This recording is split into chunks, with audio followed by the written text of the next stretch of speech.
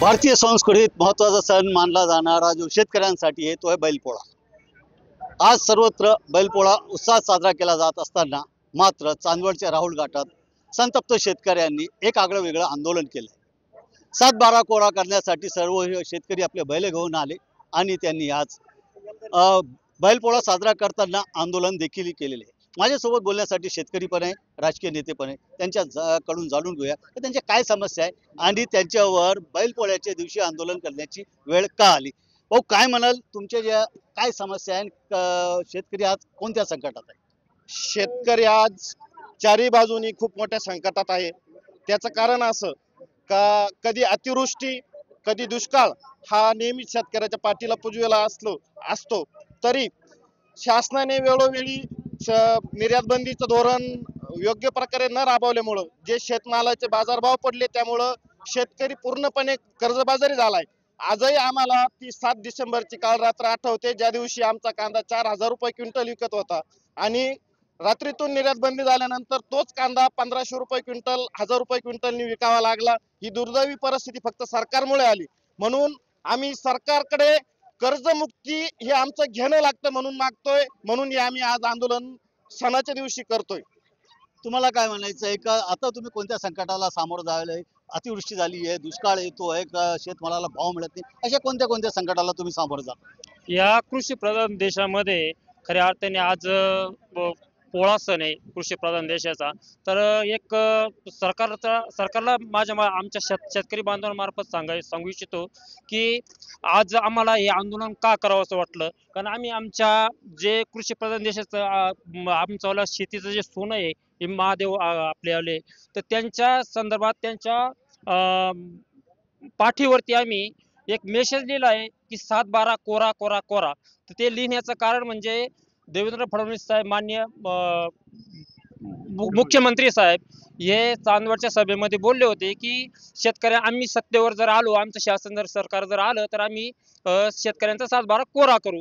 त्यामुळे आम्ही एक सरकारला एक मेसेज देणार आहोत की त्या मेसेजच्या मार्फत की 7-12 कोरा करा, या माध्यमातून आम्ही हे आंदोलन उभं केलं आहे। तुम्हाला काय वाटतं की सरकारकडून तुम्हाला काय काय अपेक्षा आहे आणि ते पूर्ण होत आहे का? शेतकरी वारंवार संकटात सापडतोय, कधी अतिवृष्टी होते, कधी दुष्काळ पडतो, शेतमालाला भाव मिळत नाही, कांद्याचे भाव कोसळतात, असे एक ना अनेक संकटाला तुम्ही तोंड द्यावे लागतात। सरकारकडून तुमच्या काही अपेक्षा पूर्ण होत नाही का? आता पहिली गोष्ट तुम्ही विचारलं प्रश्न सरकार, आता सरकारनं आमचं पालकत्वच घेतलं नाही।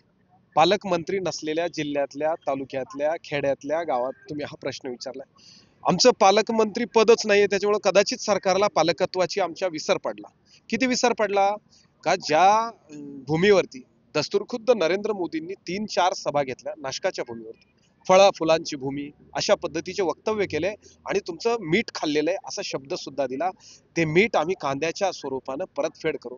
आज तागायत जवळपास 2014 पासून ते पंतप्रधान आहेत, 1 रुपयाही त्यांनी मदत केलेली नाही। किंबहुना जे काही आमचे 20 रुपये बाजार पाडले त्यांनी, 20 रुपये हा शब्द मी का बोलला, आता 10 रुपये बाजार आहे आणि 20 रुपये 30 रुपये तुम्हाला सहन होत नाही म्हणून 20 रुपये बाजार पाडण्याला तुमची यंत्रणा कारणीभूत आहे। माझ्याकडे 2010 ते 2025 पिंपळगाव, लासलगाव या बाजार समित्यांची आकडेवारी आहे, कधी कधी कसे कसे पडले। मी ते जयकुमार रावल साहेब आणि बावनकुळे साहेबांना ते दिलं, तुम्ही केंद्रात मांडा, त्यांनी सांगितलं 8 दिवसात मांडतो, मांडून आले, पण नाफेड आणि एनसीसीएफ बोकांडी देऊनच आले। नाफेड एनसीसीएफ हे अजूनही सांगतो की बाजारात, थेट बाजारात त्यांना खरेदी करू द्या, तर त्याची स्पर्धा आणि त्याचे 2 पैसे शेतकऱ्याला घडतील। आता जे चाललेलं आहे ते व्यापारी, पुढारी आणि अधिकारी हा सगळा कार्यकारीचा मेळा आहे, त्यामुळं तिथेही शेतकऱ्याचा तुम्ही चमटा केलाय।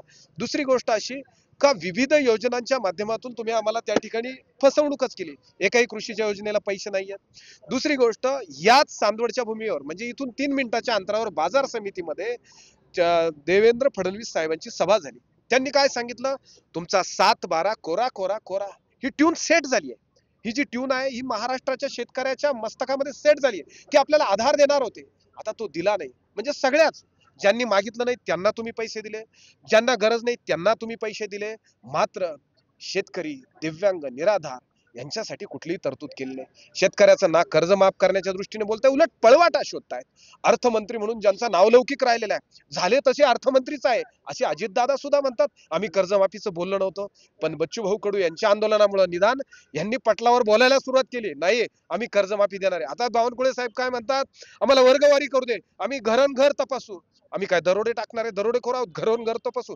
काय तपासायचं ते तपासा. आता सामान्यांमधून काय प्रतिसंवेदना आल्या, प्रत्येक आमदाराचं, खासदाराचं, मंत्र्याचंही घरोन-घर तपासा.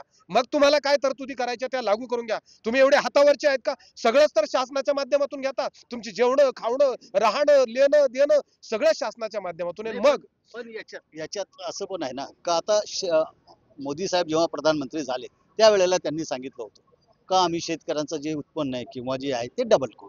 डबल झालंय का? आणि आता शेतमालाला काय भाव मिळतो? मग तेच सांगतोय ना, मोदी साहेबांनी डबलचा तो लांबचा विषय आहे ते देत नाहीये. 30 रुपये बाजारभाव टिकू देत नाही. तुम्ही बघा ना, 22 रुपये किलो मार्केटमध्ये कांदा विकायला लागला आणि NCCF 1465 खरेदी चालू केली. 22 आणि 14 हजार रुपयाचा जवळपास हा फरक कोणी भरून द्यायचा? डबल लांबचा राहिला, पण आमचा उत्पादन खर्चाचा तो रेट सुद्धा यांनी पाडून टाकला. काय काय हक्क काय यांना? याच्यात पण एक असं समजा कर्जमाफी अजून झालेली नाहीये, पण शेतमालाला भाव मिळतोय का? किंवा जे नुकसान होतंय कांद्याला अनुदान म्हणा किंवा संकट आल्यावर जे पंचनामे होतात ती नुकसान भरपाई मिळते का? बिलकुल नाही. एक लक्षात घ्या, मी परत तेच सांगतोय, 22 रुपये जायला लागले होते आणि तुम्ही 14 रुपये केले, 1000 रुपये तोडले आणि आम्हाला अपेक्षित किती? 30 रुपये बाजार अपेक्षित आहे. म्हणजे तुम्ही 15 रुपयाचं नुकसान तर केलंच. अनुदान फार लांबची गोष्ट आहे. उलट आमच्या खिशातले पैसे घेऊन तुम्ही आखाती प्रदेशात कांदा पाठवताय. आम्हाला अनुदान मिळालं पाहिजे, आमचे नुकसान भरपाई मिळालं पाहिजे, पण तुम्ही कागदोपत्री खेळ रंगवले. आज सुद्धा शेतकऱ्याचा कांदा न घेता व्यापाऱ्याचा कांदा घेतला जातो. कसं अनुदान मिळणार? जे नाफेडच्या माध्यमातून मूल्य स्थिरीकरण निधीच्या माध्यमातून पैसे मिळायला पाहिजे, आम्हाला नाही मिळत. व्यापाऱ्याला, अधिकाऱ्याला, पुढाऱ्याला मिळतात. कांद्यालाच म्हणजे संकट आहे का आणखी इतर सगळ्याच पिकांना संकट आहे. कांदा हे त्यातलं हॉटस्पॉट बनवलाय, पण कुठल्या पिकाला बाजारभाव? टोमॅटोला थोडासा बाजारभाव. त्याची कारण काय आहे? तर टोमॅटोचा शेतकरी तिकडे जायलाच तयार नाही. टोमॅटो लागवडीचं क्षेत्र घटलं आणि त्यामुळं कदाचित कुठल्याच पिकाला बाजारभाव नसल्यामुळं अशा पद्धतीनं बैलाच्या पाठीवर आम्हाला, तुम्ही तिकडं विधानसभेच्या पटलावर घेत नाही म्हणून आम्हाला बैलाच्या पाठीवर घ्यायला हे मुद्दे लागलेत. कुठल्याही पिकाला बाजारभाव नाही आहे, त्या पिकात हस्तक्षेप मात्र खूप चाललाय. तुमचं कधी नुकसान झालंय का? आणि जे पिकांचं नुकसान झालेलं असेल तर तुम्हाला हे मिळतंय का? नुकसान भरपाई मिळाली आहे का? कर्जमाफी झाली आहे का? कांद्याला योग्य भाव मिळतोय का? मला नाही बोलता येतं. बोला कोणतरी आता ह्याच शेतकऱ्यांना एक कसं आहे, अचानक माईक समोर आल्यामुळे बोलता येत नाही. माझा एक मुद्दा खंडित राहिला का शेतकऱ्याचं घर तपासून कर्जमाफी करणार. आता शेतकऱ्यांकडनं असं बोललं जात आहे, आमदाराचं घर तपासून त्याला पेन्शन चालू करा, त्याला पगार चालू करा. ही इतकी वाईट अवस्था आहे. तुम्ही चेष्टा चालवली आहे. आम्ही म्हटलो होतो का कर्जमाफी करा? आम्ही काय म्हणतोय? आमच्या कांद्याला 30 रुपये भाव द्या. आम्ही काय म्हणतोय? आमच्या मकाला 2500 रुपये बाजार भाव द्या. आम्ही काय म्हणतोय? आमच्या सोयाबीनला 7000 रुपये बाजार भाव. आम्ही नाही म्हटलो. जागा आम्हाला देवेंद्र फडणवीस साहेबांनी केलंय. पाशा पटेल आणि त्यांचा तो मोर्चा आठवतोय का सगळ्यांना? का सोयाबीनला 7000 रुपये हमी भाव देऊ, मकाला 2500 रुपये हमी भाव देऊ. काय आलंय? हे काहीच येत नाही. म्हणून आम्हाला म्हणावं लागतंय, जे बोलले ते तर बघा. बोले तैसा चाले त्याची वंदावी पावले, बोले तैसा न चाले त्याची चेंदावी पावले, असं म्हणायची वेळ आली आहे. एकूणच आपण बघितलं असेल का शेतकरी प्रचंड नाराज आहे, कारण त्याला आश्वासनं जेवढी दिली जातात ते पूर्ण होत नाही. कर्जमाफी झाली नाही, कांद्याला जे अनुदान जाहीर केलं होतं त्याच्यापैकी अनेक शेतकऱ्यांना मिळालेलं नाही.